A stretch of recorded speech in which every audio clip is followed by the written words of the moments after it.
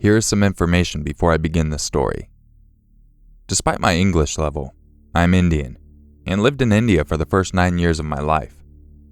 India is also where this takes place, Lucknow to be exact. Keep in mind that Lucknow is one of the shadiest and gypsy-riddled places in the country. So this story begins in 2004, when I was 9 years old. My mom sadly passed giving birth to my little brother, who also passed due to the lack of tools, since that part of India is very poor and has a high population of uneducated people. When they tried to take him out, they pulled off his hand. She technically gave birth to a hand, like Mae Young, and that will always hurt me, because expecting to be a big brother and hearing this news changes you as a person. And this is relevant and will play a big factor in the story. When my mom passed, my father had to work 2 jobs. He'd arrive home at 4 a.m. every night. Indian culture is different to American culture, in the sense that leaving a 9-year-old at home alone while you work is perfectly normal. I'd play with my WWE action figures and play matches like The Undertaker vs. Chrisley, right in the middle of the house. In this part of India, the village was small, and everyone knew and truly loved each other.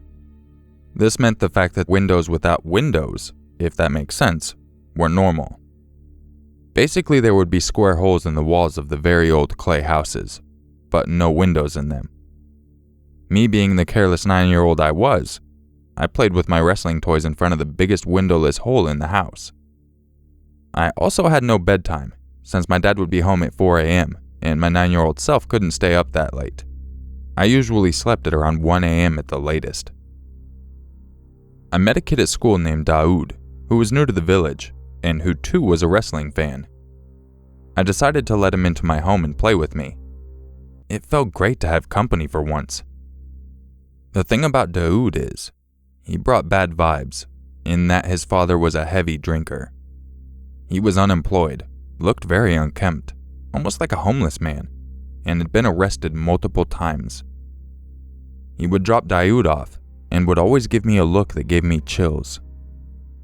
Another fun fact about me, despite living in India, English is my first language, and at the time I spoke somewhat decent Urdu. Daoud's father, who we will call Harper, due to the fact that he had long black hair and a long black beard, was originally from another part of India and spoke Hindi. The only English word he knew was yeah, and would always say, yeah, around me. He clearly was on something. Anyway, in the village, people will send around papers talking about the news in the village. Almost always it was good news, because we were a very peaceful community. But there was always a bad apple here and there. It being a part of my school curriculum to read these papers forced me to check into the status on the village regularly. The one that got me was the one on laptops. This was the year laptops were huge, especially in a poor area like India.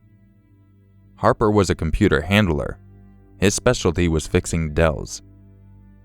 I did not know this at the time, so reading about people taking their laptops in for fixing and finding files of gore, porn, which was also illegal at the time, and other horrific stuff, was more interesting than scary.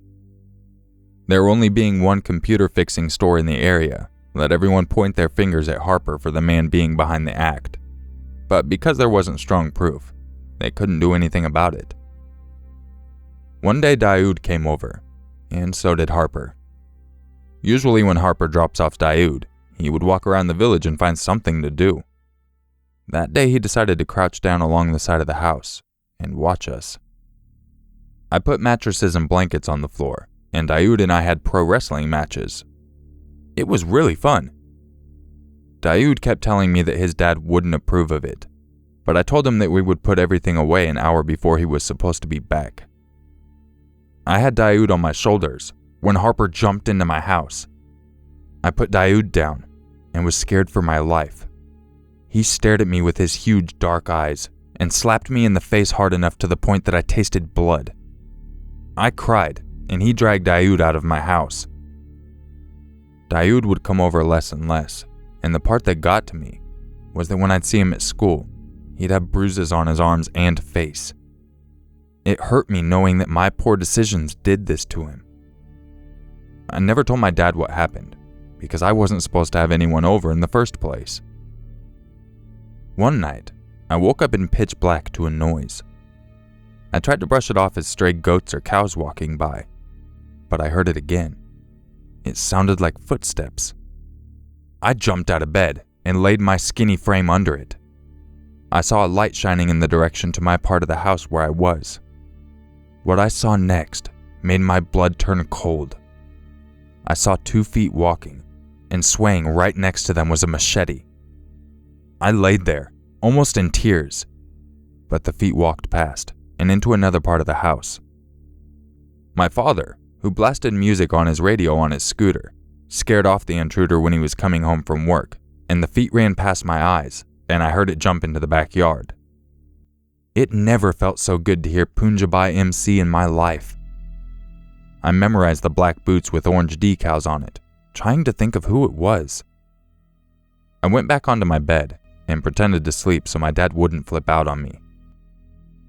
The next day at school, I noticed that Daoud wasn't talking to anyone, not even me. When it came time to leave, he had the worst look on his face, knowing that he had to go home back to Harper. I walked with him and saw Harper standing at the front of the school.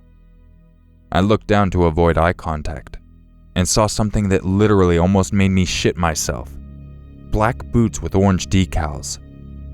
I looked up and he was staring right at me. I knew my life was on the line with this guy, so I had to act smart.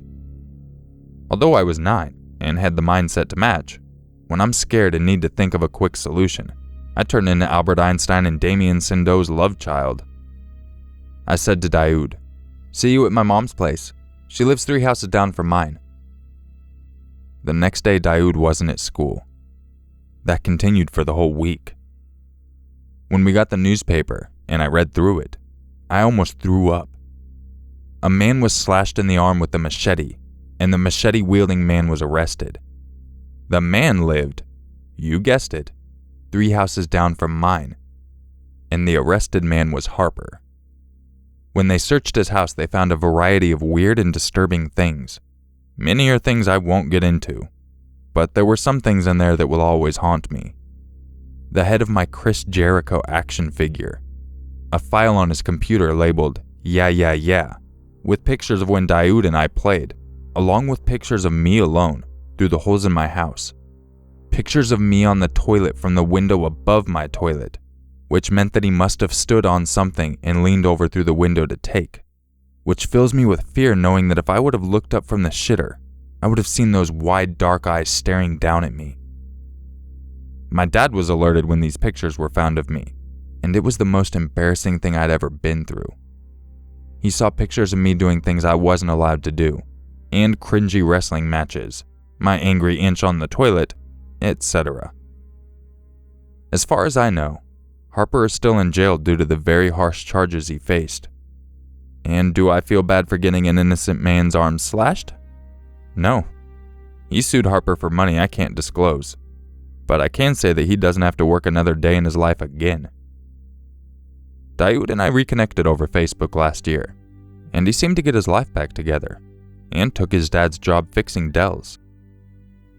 I could have been killed that day by an Indian man, Jason Voorhees style. I deserve a way more stylish death.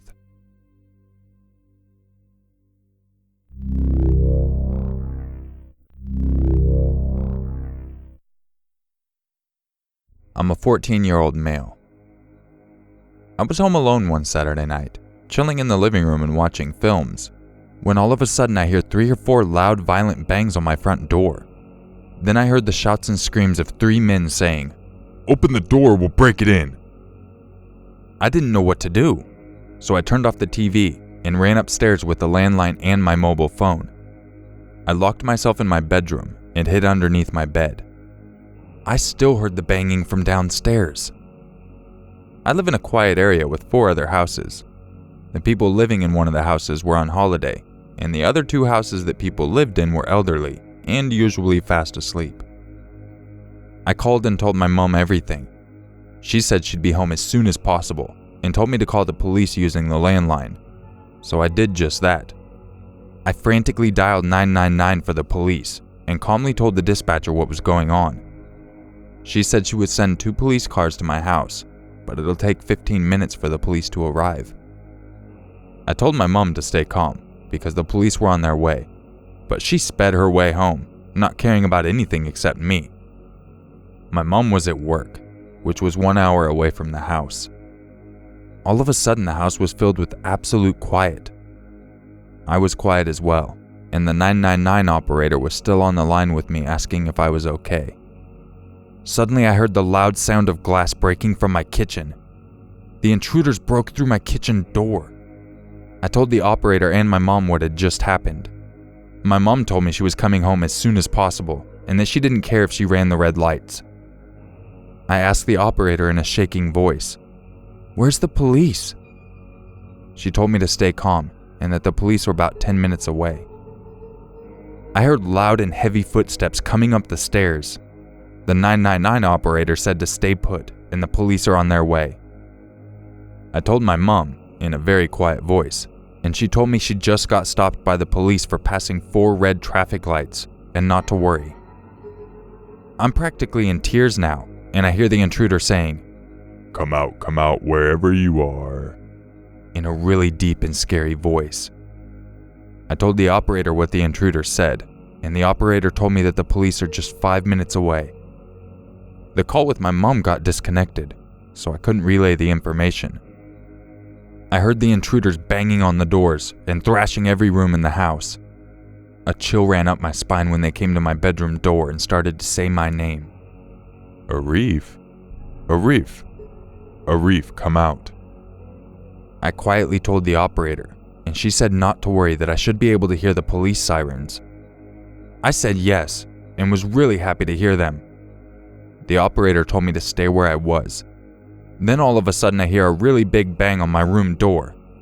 One of the door hinges were broken off. Then by some miracle, I heard another really big bang at my front door, and I heard a police officer say, "Police, get downstairs with your hands up." The 3 men did just that. But one thing that will never leave me is I heard one of the men say to me, "Arif, you are really lucky. This time only though." I was frozen with fear, and the police officer told me my mom's here and it's safe for me to get out of the room. I was still on the phone with 999, so I thanked the operator and disconnected the call.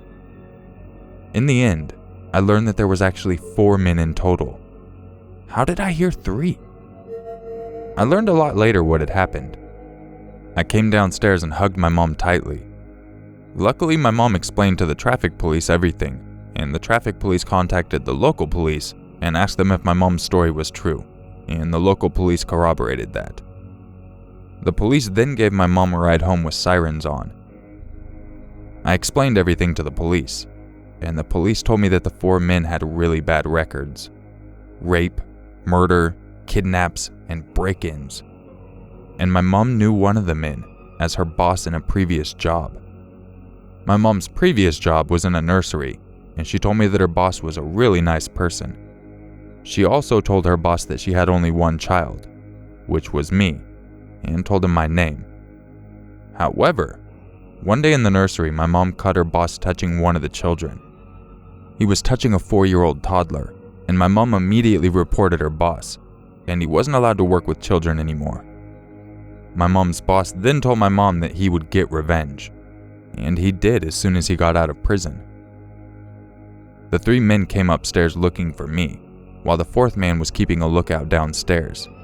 But when he heard the police sirens, he fled the house, not even warning the other 3 men that the police were there. What I found out later was the 4th man was actually a good person. He had a criminal file and was in prison for 4 years. Then he got released. The 4 men were all good friends, but little did the other 3 men know, their 4th friend was actually trying to get them caught. He also called 999 and told the operator everything. The 3 men were arrested, and my mom did press charges for breaking and entering into our house, and more charges were pressed, which I'm not really sure what they were. The 3 men are in prison for a long time. I don't know how long, but I know a very long time. We moved out 2 months after the incident to a somewhat safer neighborhood with more neighbors.